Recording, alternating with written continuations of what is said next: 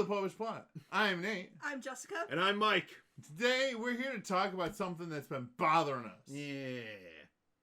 Christmas songs that we hate. Yeah, really, really bad Christmas songs. And disclaimer, you might not think that they're bad Christmas songs. But if so, you're wrong. That's correct. You would be wrong.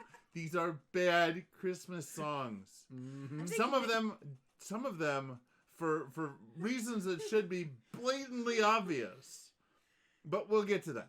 Okay, I was going to say, you've had no nog, so I don't know what's with you. And we do have an earlier list, which might include some of the same songs, because we just dislike them so much, and I'll link probably below, because it's a two-parter. We did a two-parter last year on Christmas songs we hate, but there were more. There were more. We found more. Well, I think in part because it's such a joyous season, and there's so much opportunity for goodwill, that when people just take a plots on that, it's really infuriating. And most people just really want to give it the benefit of the doubt. And so, yeah. No, some things don't deserve the benefit of the doubt. They're just as awful as they appear. Yep. So let's start. I say so. We'll just count up. We're not doing a countdown. Yeah, these are no particular order. They're just no particular order. The first song, Grandma Got Run Over by a Reindeer. I'm sorry. This number one. It's overplayed. It's chintzy, and at the same time, we're supposed to have fun singing about the death of a beloved family member.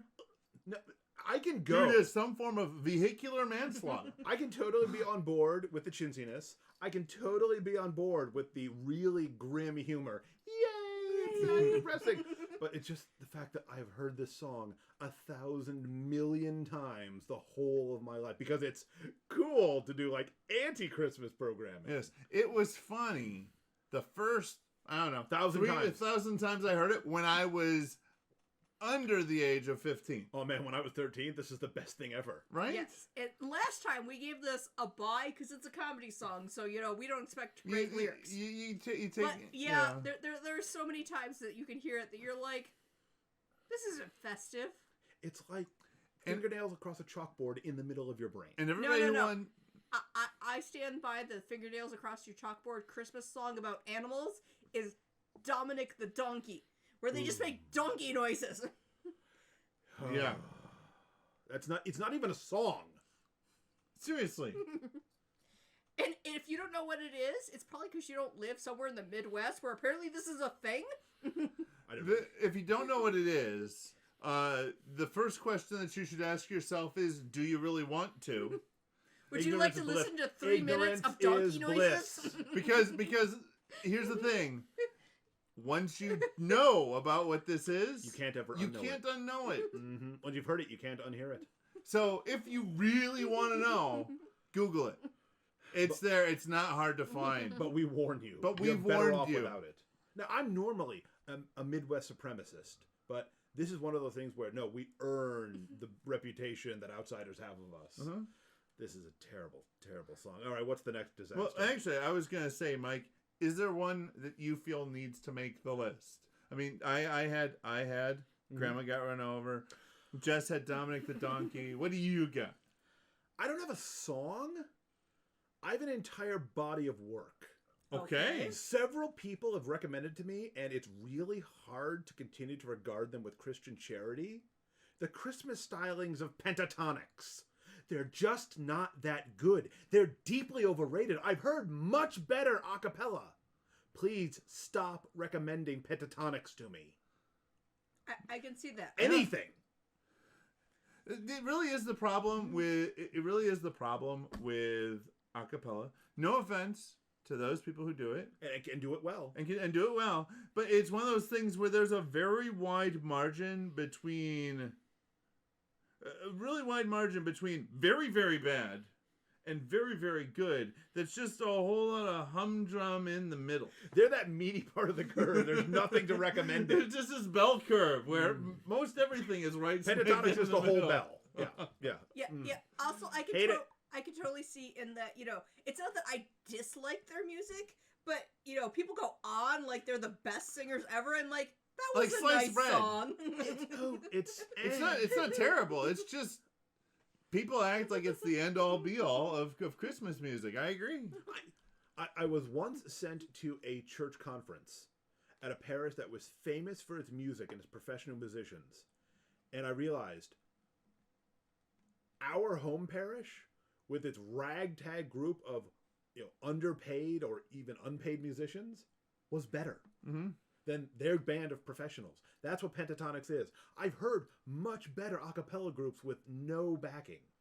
Yes, although if you're discussing when we all went to the same parish, we freakishly have, like, whenever there's anything going on, we know everyone in the band because they play at our parish. Yep. Yeah, and we have access to some really stellar, like, nearly if not world-class, nearly world-class musicians. Yep. Next bad Christmas song. All right. I don't know. I'm still imagining calling the one doctor because of their doctorate, and they hate it. So this one... It's in music! This one... It's really one version of this song that really bothers me, but I'm just not a fan of really any version of this song. Talk it to us. Mommy Kissing Santa Claus. I saw Mommy Kissing Santa Claus. First of all, even though St. Nicholas was in the East, where some priests could get married, the bishops were always from the ranks of the celibate. So no one should be kissing him at all. Also, as we've had this conversation before, the version that we cannot stand is the Jackson 5 because we know about Joe Jackson. Yeah, so I know enough about Joe Jackson's parenting styles to have some serious concerns. I mean, for the sociopathic child who's singing this song, because it's at one point in the song he says, "What a laugh it would have been if Daddy had only seen Mommy kissing Santa Claus last night." And I'm just thinking, this dude is one step short of Ike Turner. It would not be funny to see what he would do to any guy he saw his wife kissing. Right? He exploded over much, much less. This is not a good situation. But it's not even just what Joe would do. It's the fact that the child singing the song thinks this is going to be a hit. Well, that's Stockholm Syndrome. It is going to be a hit, but not that kind of hit. That's Stockholm Syndrome. You can't blame the kid. They've been brainwashed. I'm just saying, that's all the makings of a sociopath right there. I want to see Santa get the bloody tar beaten out of him. Wow. Yeah, no, that puts a whole new spin on what was already a bad song. Yeah. No. In actuality, he probably would have been hit if he didn't sing those lyrics. So, but still, the fact that they're still playing it after knowing it. It's like, no. It's a lot of questionable material there. Yep. Just a lot of questionable material. Yep. It's not at all cute when you know anything about this. Oh, Joe Jackson. Yikes. So next up, in a similar vein, Santa Baby. Oh, yeah. Now, no one here is against waitresses using whatever gifts God has given them to increase their tips. I mean, within reason, of course. Within reason within the bounds of propriety, prudential obviously. Judgment and morality and things, Yeah, but a smile, if you have to smile at guys and laugh at their stupid jokes in order to get a bigger tip, good on you. But here, the attempted bribery of Santa Claus has gone too far. Again, we're talking about a celibate man, and we're talking about a woman who is doing everything short of selling herself in order to get presents out of Santa. I mean, even if we're going with the stereotypical Santa, then there's a Mrs. Claus.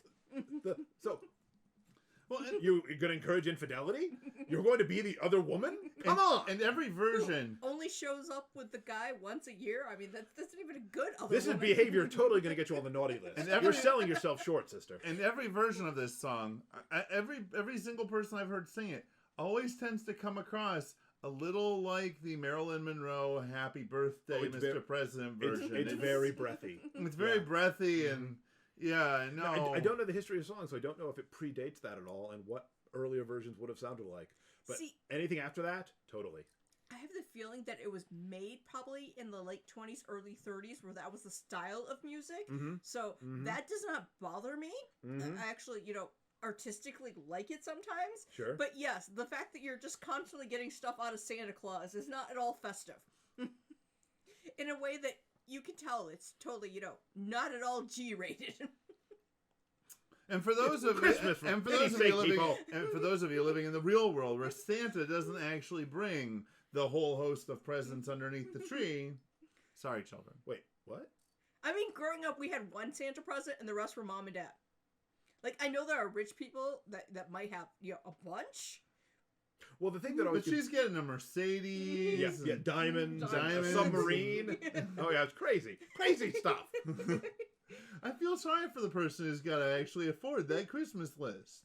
Like, Even one item on that Christmas list. Well, maybe that's why she's going to the big man.